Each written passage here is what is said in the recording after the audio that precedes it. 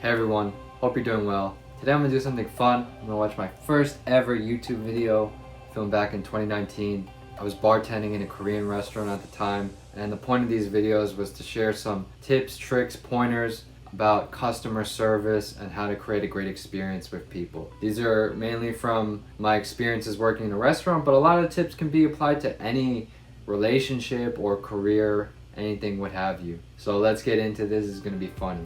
Michael Nicastro, 145 videos, that's a lot.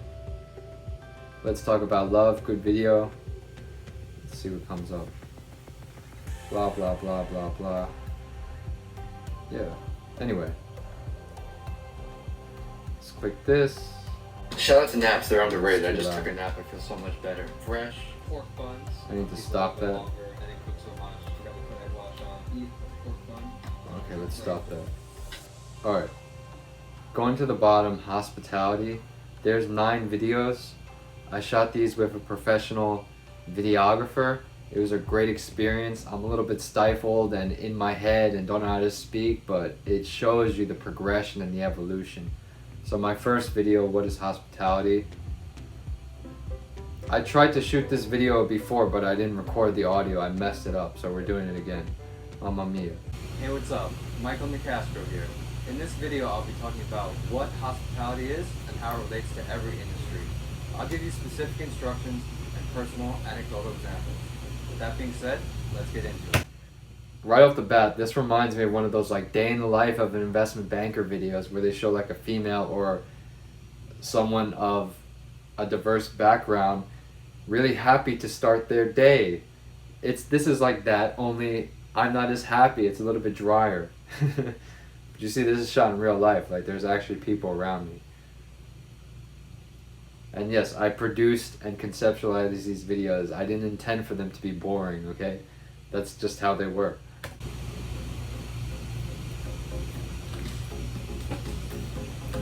One. My definition of hospitality is listening objectively and using emotional intelligence to make people happy. What does that even mean? People are emotional. When they're sad or upset, they tend to voice out their concerns or desires. It's your job as a hospitality professional to understand their request and provide a specific action on their behalf. I'm standing in front of 11 Madison Park, rated. Emotional intelligence is very important, not just for a restaurant in real life.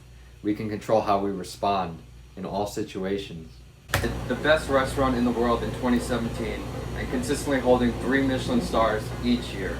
Why is it a great restaurant? In my opinion, it's because they focus on hospitality. Let me give you an example to better understand. They focus on the details. They really put attention into everything.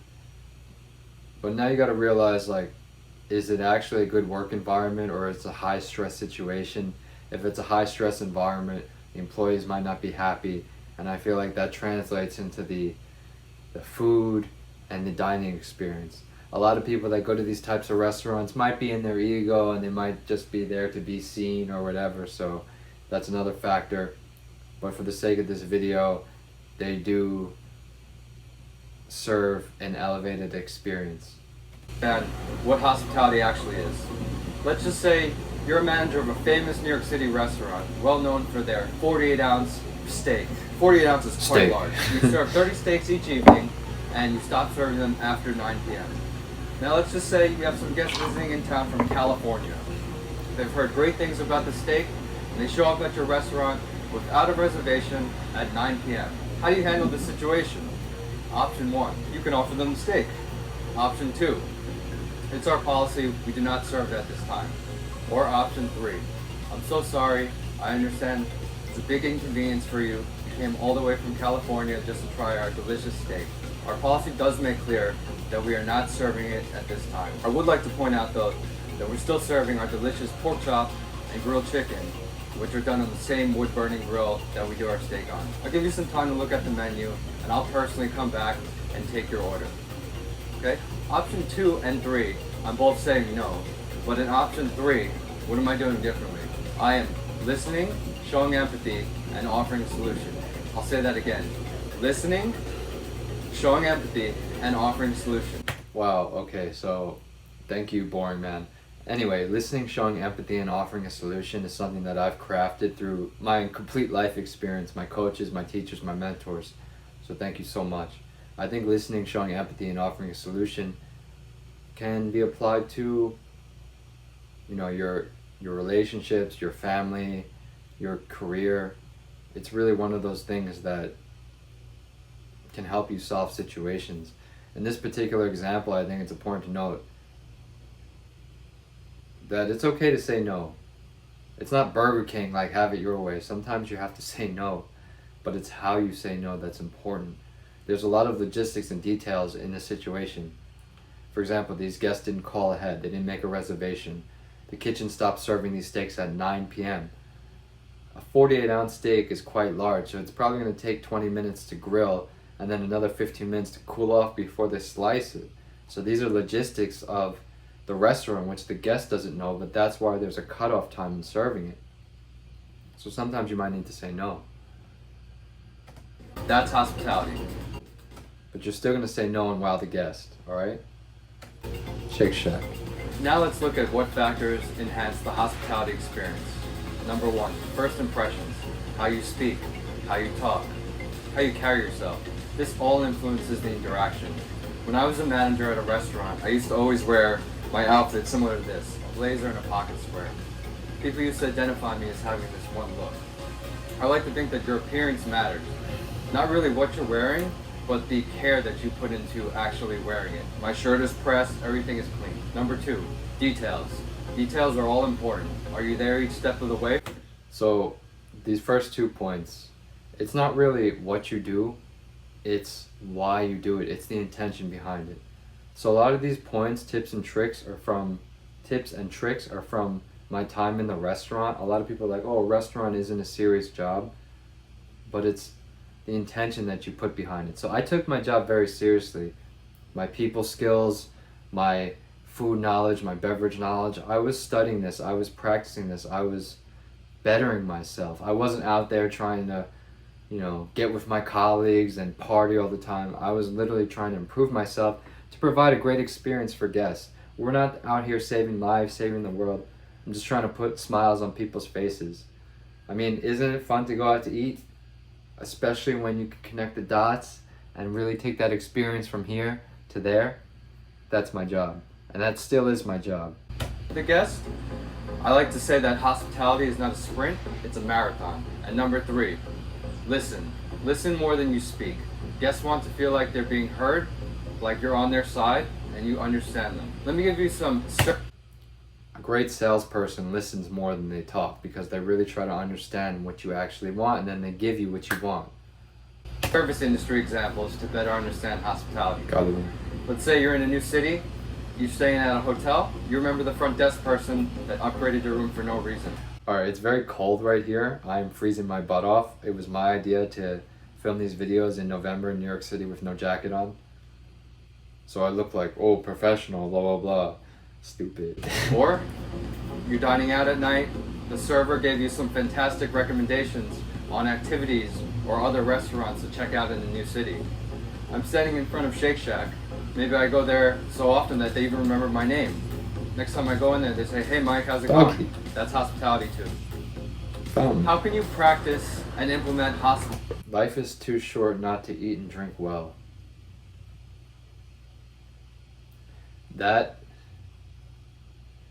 is very important to me, I guess, or not very important to me. When I was in Italy, I did a study abroad in Florence. They have Florence over there. One of my American roommates said, Michael, if you're rich, you're going to spend all your money on food and drink. And at the time I was like, yeah, you're probably right.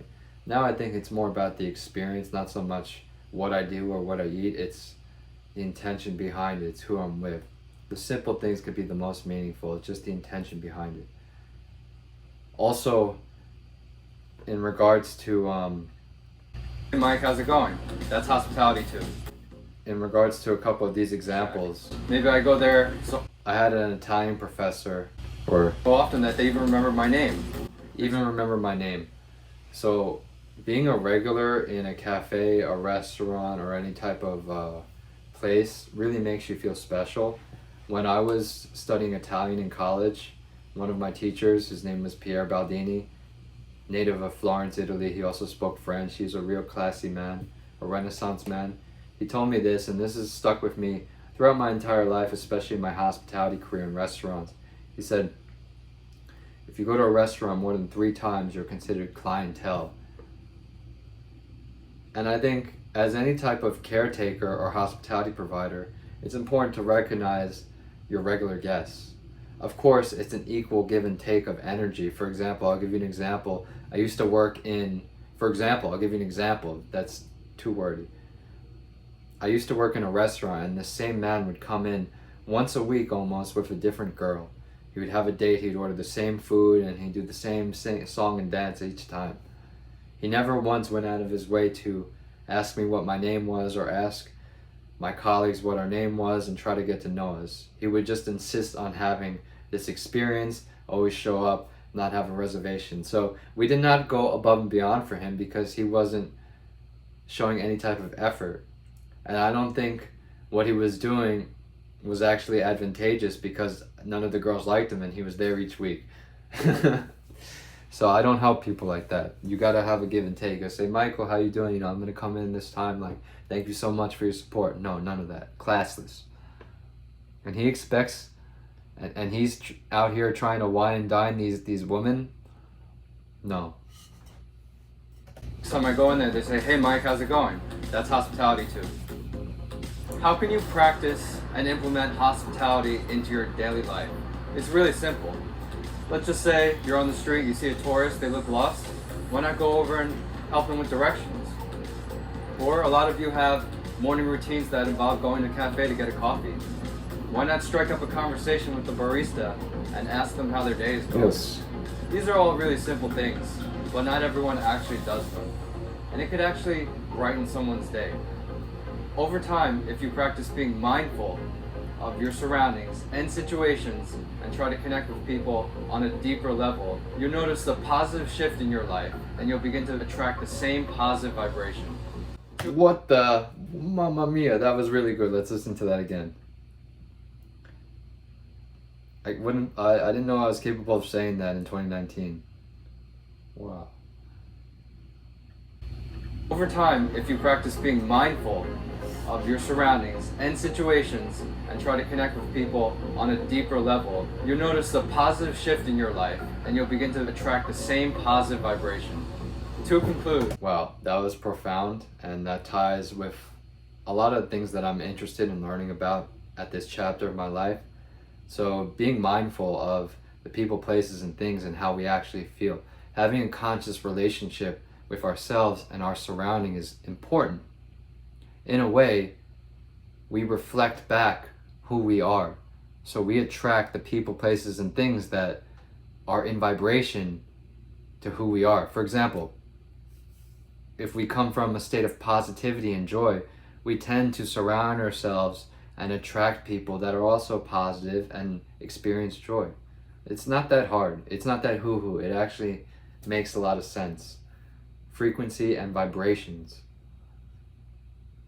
That's not to say that I can't hang around someone that's negative. I most certainly can, but I won't necessarily take on their state, their vibration of negativity, because I got the force field up. Mamma mia!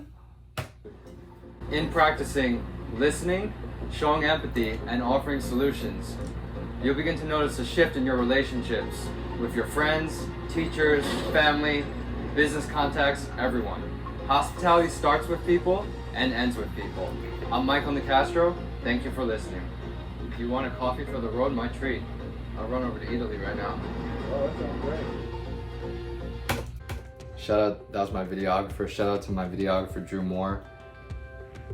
He taught me a lot about the art of videography, and also in order to finally meet someone that could help me shoot these videos, I went through 2 different people, and one of the videographers wasn't so truthful and, took money from me. So that's the process of trying to do something new, right? Sometimes you'll be met with challenges.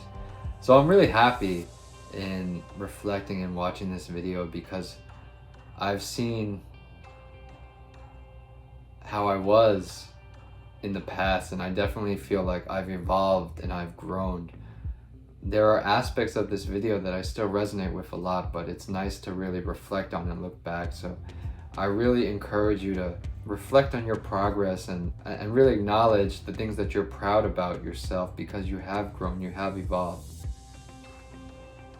Okay, we all have. And that's the process of life. So yes, this video is a little bit boring, I was a little stifled, but at the end of the day, it was where I was at that certain time. I can't really judge myself too much. And for those of you who have been following me on my YouTube journey, you know, me sharing cooking videos with my pawpaw, filming personal, real content about my journey in self-development and spirituality, I want to thank you very much, and I want to wish you love, light, and good health. And yes, just thank you so much. Subscribe if you haven't already, and you're doing a good job, right? Peace.